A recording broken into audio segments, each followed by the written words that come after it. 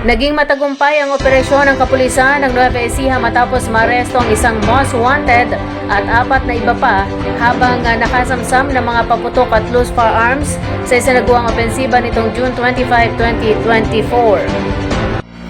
Sa report na ipinarating sa tanggapan ni Police Colonel Richard V. Caballero, Provincial Director, na dakong alas 11:30 ng umaga na magsagawa ng Manhunt Charlie Operation ang mga elemento ng San Jose City Police Station sa Barangay Kaliwanagan, San Jose City, kung saan nagresulta sa pagkakaresto kay Diana Dacanay E. Lazaro, 32 anyos, residente sa naturang lugar at nakalista bilang top 10 city most wanted person sa San Jose City.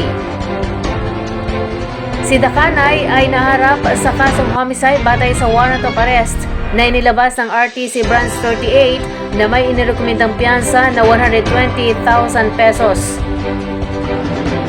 Bukod dito, 4 pang wanted ang naaresto sa mga katulad na operasyon ng Pantabangan Police kung saan 2 ang nahuli, tig-1 naman ang Science City ng Muñoz Police at Talavera Police Station.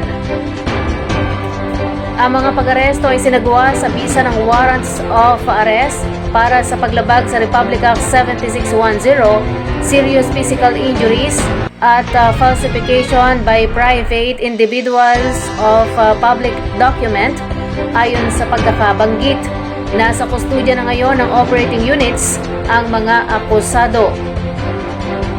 Samantala, isang 30 anyos na babae mula sa Barangay Di Carma, Cabanatuan City ang aksidenteng nakahukay ng hinihinalang pampasabog habang naghuhukay ng libingan ng kanyang alagang aso na namatay sa likod ng kanyang bahay. Agad itong pinuntahan ng Nueva Ecija Provincial Explosive Ordnance and Cannon Unit o NEPECU para sa tamang paghawak at pagtatapon.